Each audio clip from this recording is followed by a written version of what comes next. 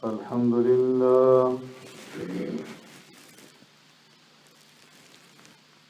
لله نحمده ونستعينه ونستغفره ونؤمن به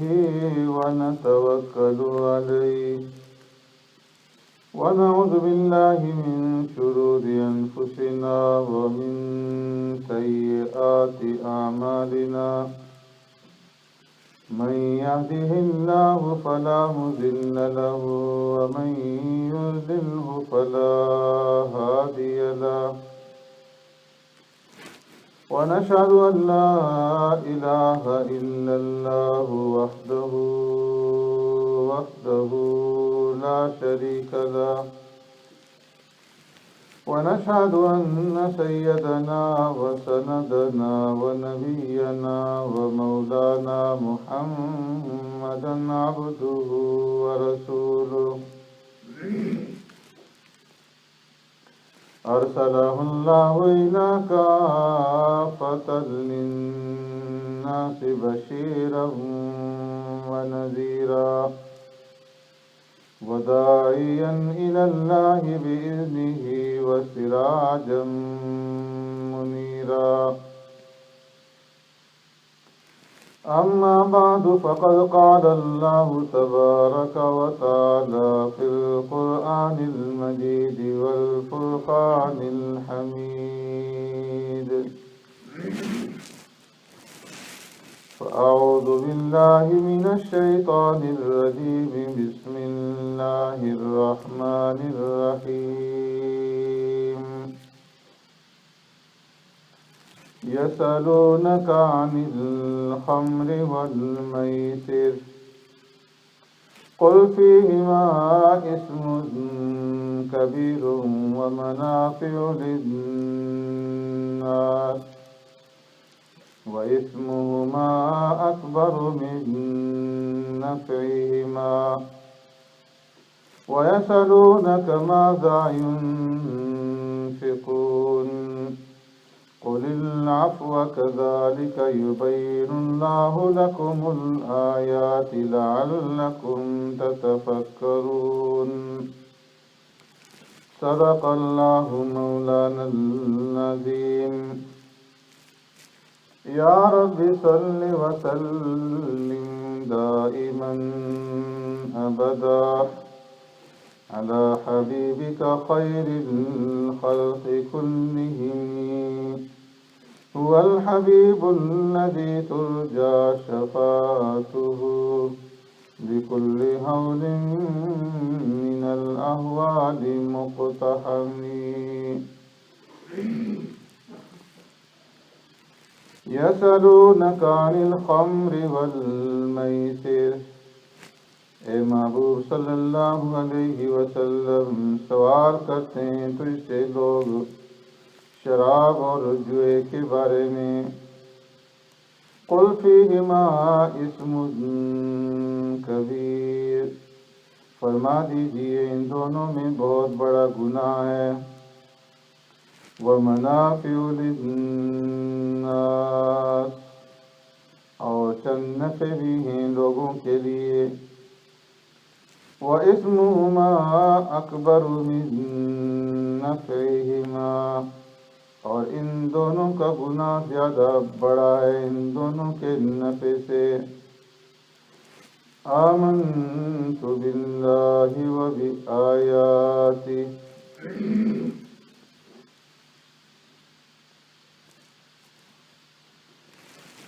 حضرات گرامی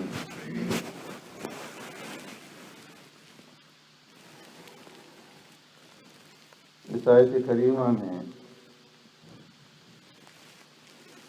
آقا نامدار سرور کائنات رحمت دو عالم صلی اللہ علیہ وسلم سے صحابہ نے جن دو چیزوں کے بارے میں سوال کیا ان میں سے پہلی چیز شراب اور دوسری جوا تھی شراب سے متعلق چند احکامات آپ حضرات کے سامنے عرض کر دیے گئے ہیں کہ اس کے اندر نفع کیا ہے اور اس کے اندر نقصانات کیا ہیں، اور اس کی حرمت کے بارے میں جو تدریجی احکامات نازل ہوئے ان کا بھی ذکر آپ حضرات کے سامنے ہو چکا۔ اب اس میں جو دوسرا جز ہے، دوسرا پارٹ ہے والمیسر، کہ محبوب صلی اللہ علیہ وسلم یہ لوگ آپ سے میسر کے متعلق سوال کرتے ہیں۔ میسر، قمار اور جوئے کو اور ہر اس چیز کو کہتے ہیں کہ جس کے اندر نفع اور نقصان جس سے متعلق ہو اور وہ مبہم ہو، واضح نہ ہو۔ مثال کے طور پر دو آدمی آپس میں یہ بازی لگاتے ہیں، یہ شرط لگاتے ہیں کہ ہم آپس میں ریس لگاتے ہیں، دوڑ لگاتے ہیں، اگر میں دوڑ میں آگے نکل گیا تو تم مجھے 100 پاؤنڈ دو گے، اور اگر میں نہ نکل سکا اور تم آگے نکل گئے تو میں تمہیں 100 پاؤنڈ دوں گا۔ یا کوئی یہ کہے کہ آج بارش نہیں ہوگی، اگر بارش ہوئی تو میں تمہیں 100 پاؤنڈ دوں گا، اور اگر نہ ہوئی تو تم مجھے 100 پاؤنڈ دو گے۔ تو فرمایا کہ یہ قمار ہے اور جوا ہے اور میسر ہے۔ جس طرح زمانہ جاہلیت کے اندر شراب حلال تھی، اسی طریقے سے جوا بھی حلال تھا، اور اسی لیے ابتدائی اسلام میں جب سرکار دو عالم صلی اللہ علیہ وسلم مکہ مکرمہ میں تھے تو اس زمانے میں روم اور فارس کے درمیان میں جنگ ہوئی۔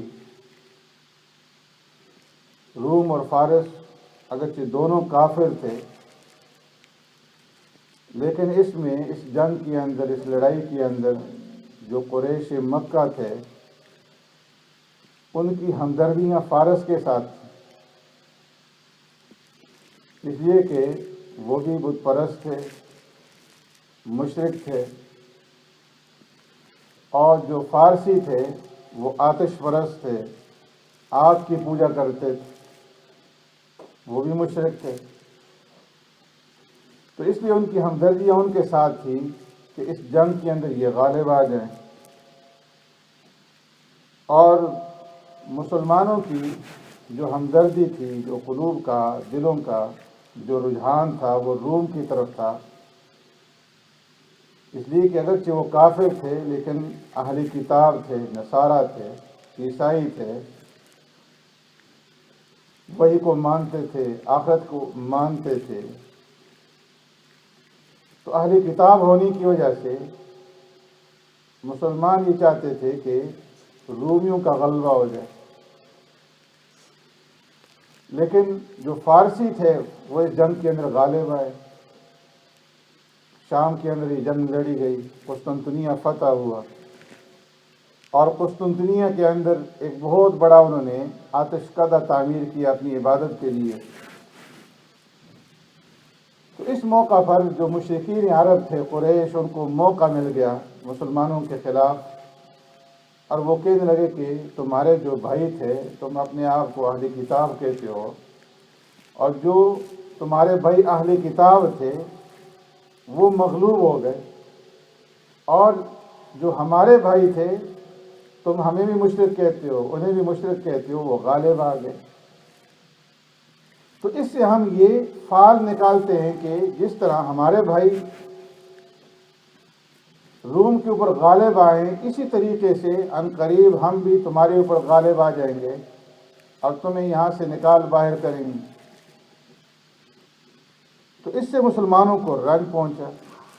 اللہ تبارک و تعالیٰ نے مسلمانوں کو اس رنج اور غم سے نکالنے کے لیے سورہ روم کی ابتدائی آیات کو نازل فرمایا،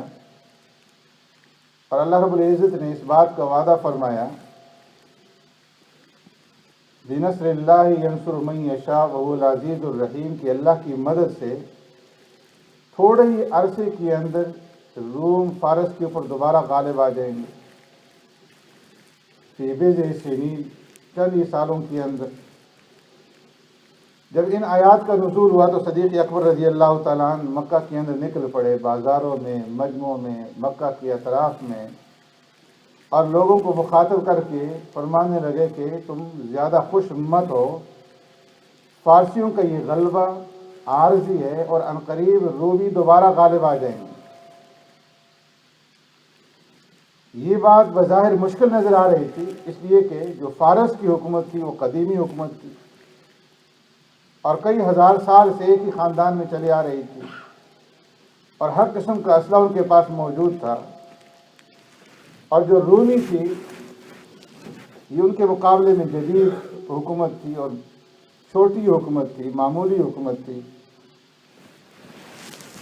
تو اس لیے کوئی اس بات کو ماننے کے لیے تیار نہیں تھا، یہاں تک کہ امیہ ابن خلف صدیق اکبر رضی اللہ تعالیٰ عنہ کے ساتھ الجھ پڑے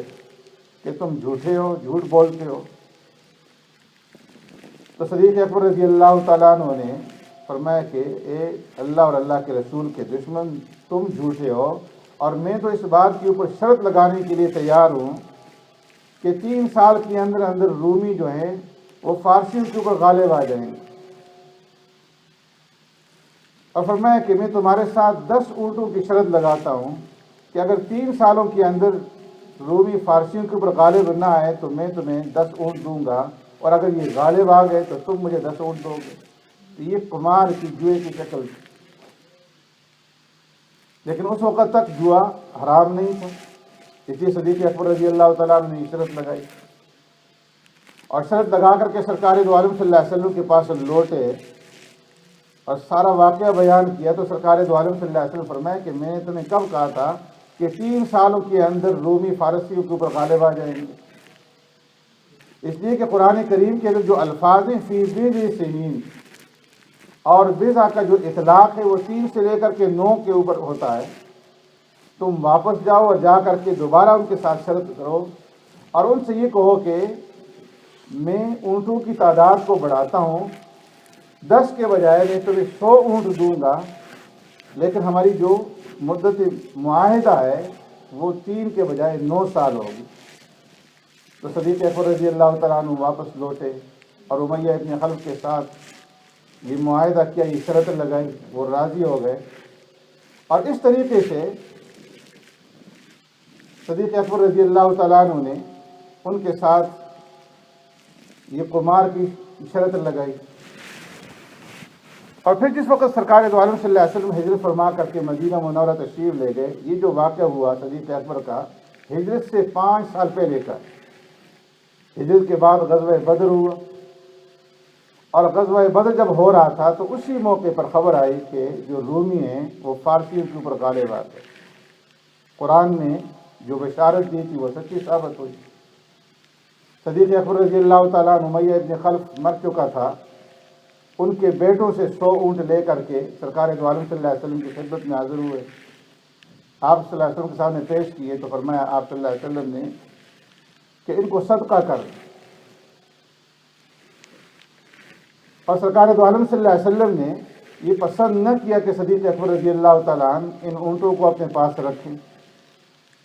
اس لیے کہ آگے جا کر کے اس کی حرمت کے بارے میں اللہ رب العزت کی طرف سے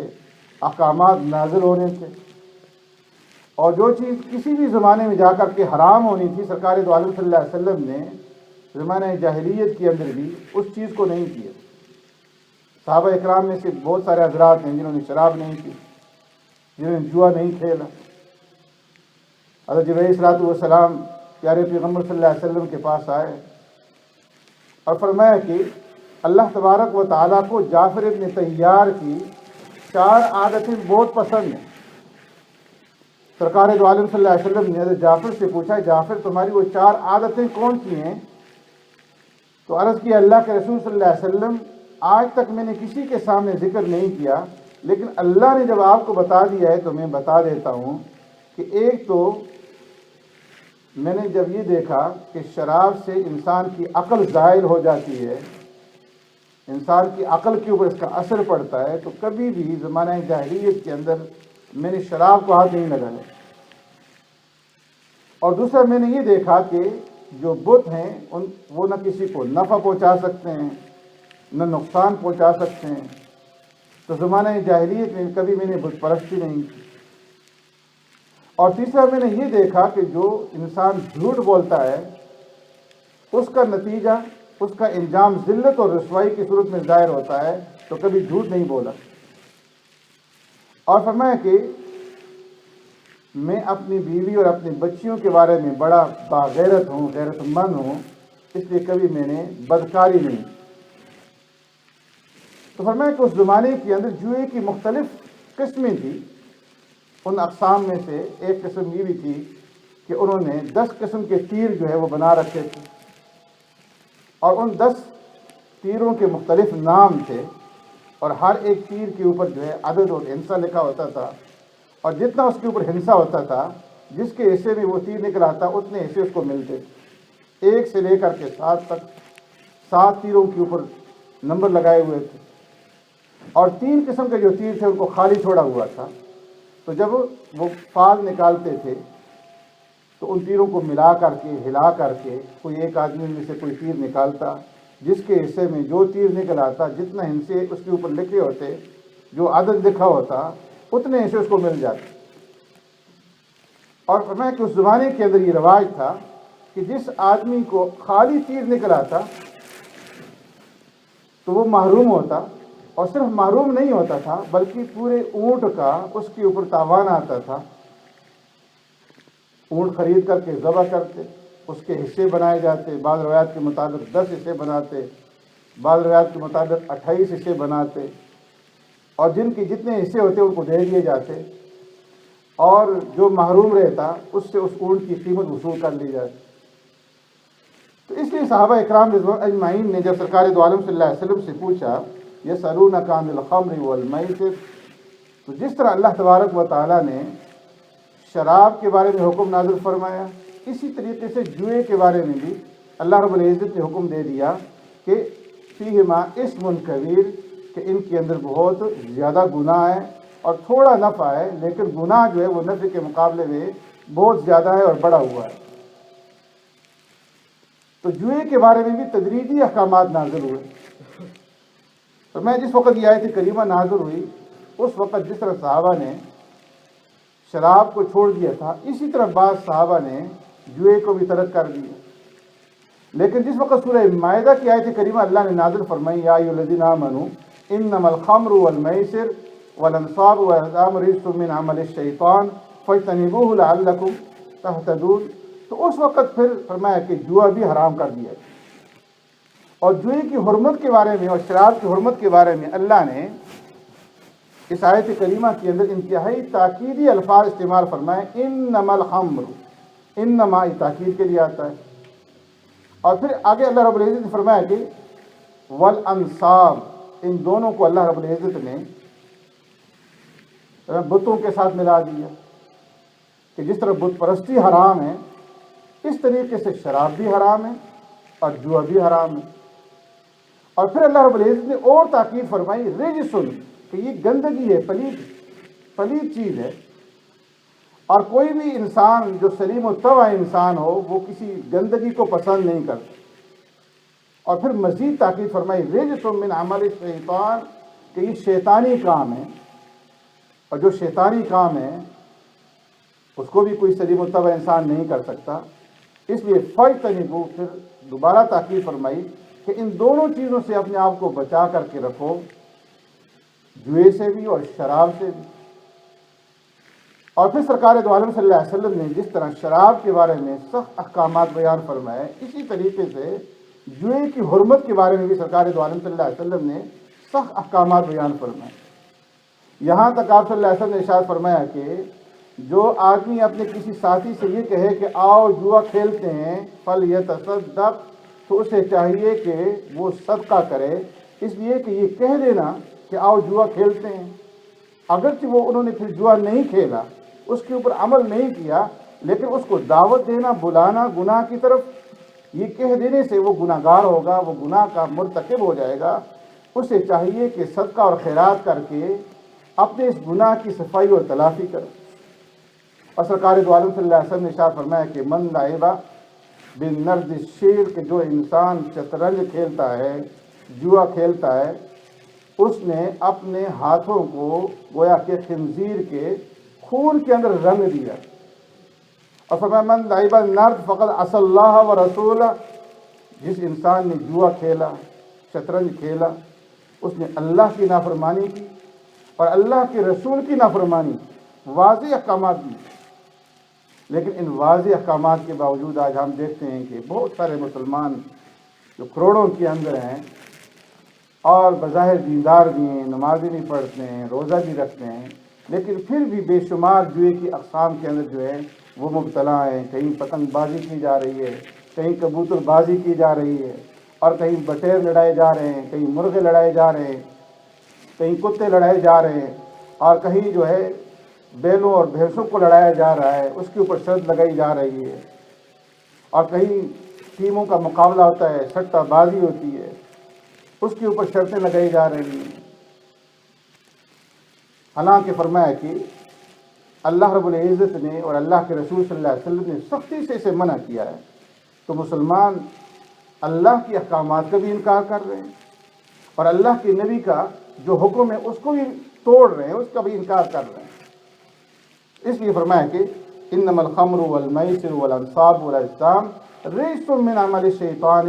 فاجتنبوه لعلکم تفلحون، اس سے اپنے آپ کو بچاؤ۔ اگر فلاح چاہتے ہو، کامیابی چاہتے ہو، ہدایت چاہتے ہو، تو شراب سے بھی دور رہو اور جوئے سے بھی اپنے آپ کو بچاؤ۔ سبحانک اللہ وبحمدک، نشہد ان لا الہ الا انت، نستغفرک۔ رسولنا ونبينا وشفيعنا محمد صلى الله عليه وسلم أمتي أمتي، ويقول الجبار جل جلاله وعم نواله عبادي لا خوف عليهم ولا هم يحزنون۔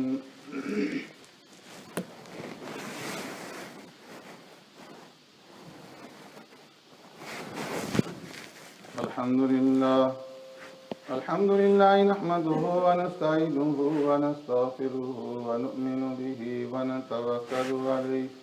ونعوذ بالله من شرور أنفسنا ومن سيئات أعمالنا،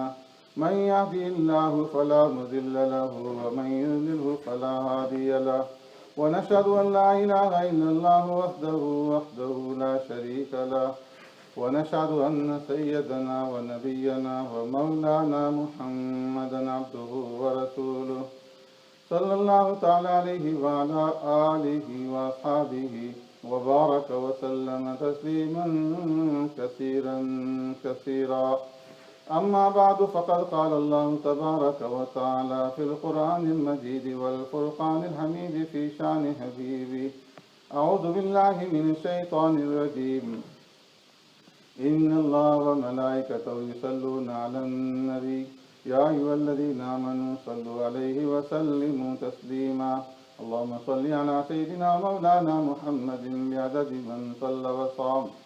وصل كذلك على جميع الأنبياء والمرسلين وعلى الملائكة المقربين وعلى عباد الله الصالحين، خصوصا على سيد المتقين والأبرار صاحب النبي في الغار والمزار،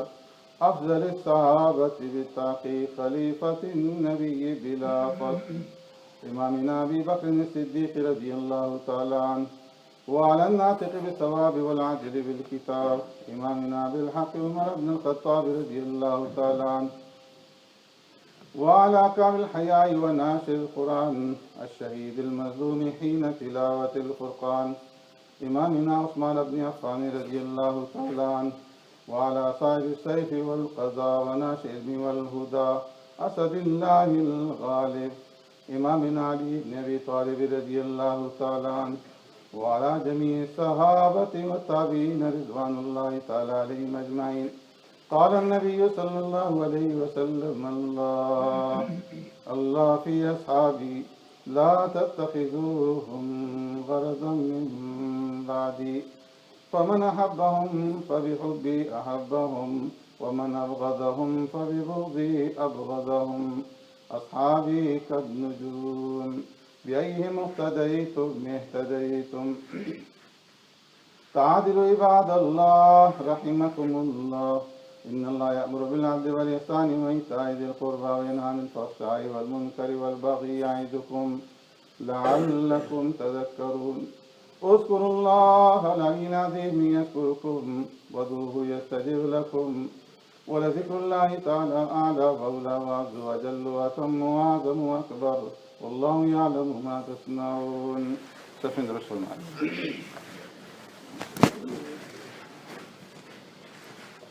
الله أكبر الله أكبر الله أكبر الله أكبر. أشهد أن لا إله إلا الله أشهد أن لا إله إلا الله أشهد أن محمدا رسول الله أشهد أن محمدا رسول الله. حي على الصلاة حي على الصلاة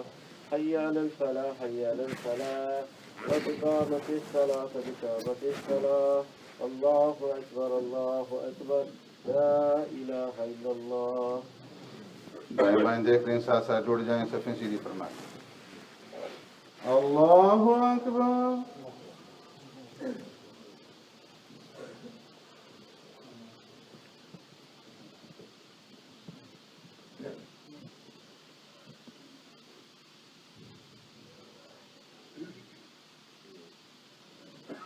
अल्हम्दुलिल्लाहि रब्बिल आलमीन अर्रहमानिर रहीम मालिकि यौमिद्दीन इय्याक नअबुदु व इय्याक नस्तईन इहदिना सिरातल मुस्तकीम صراط الذين أنعمت عليهم غير المغضوب عليهم ولا الضالين.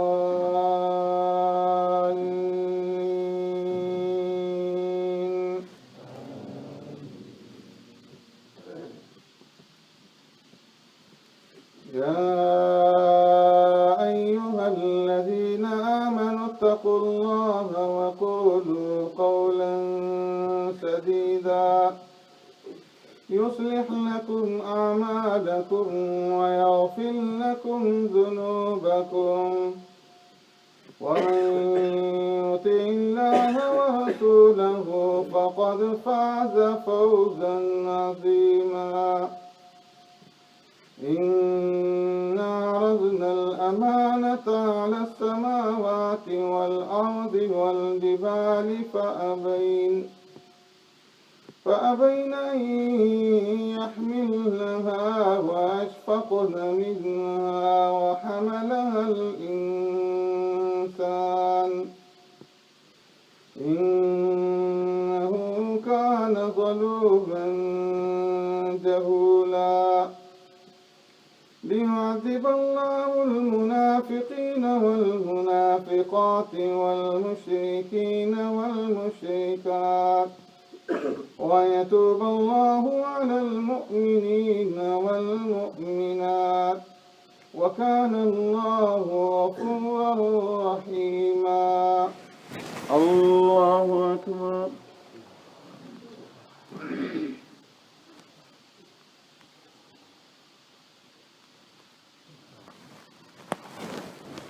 سمع الله لمن حمده.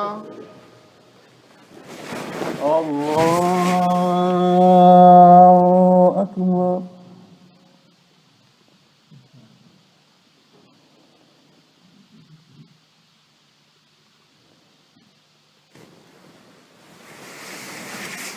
الله أكبر.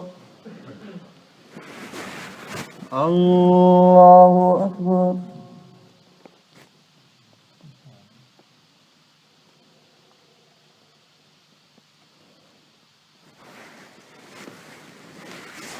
الله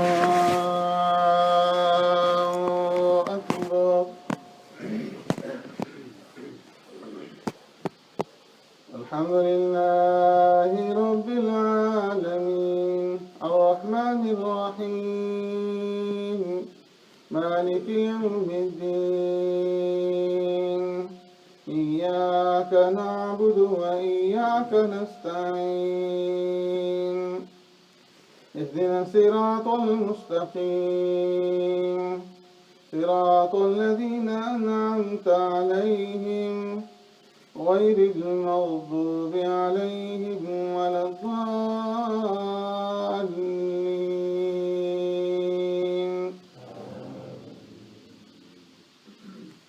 فذكر إنما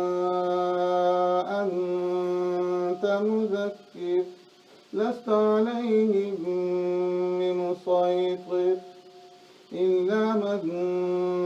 تولى وكفر فيعذبه الله العذاب الأكبر إن إلينا إيابهم ثم إن علينا حسابهم. الله أكبر.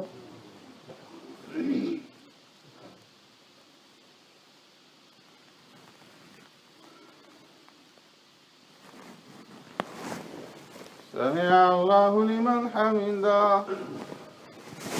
الله أكبر.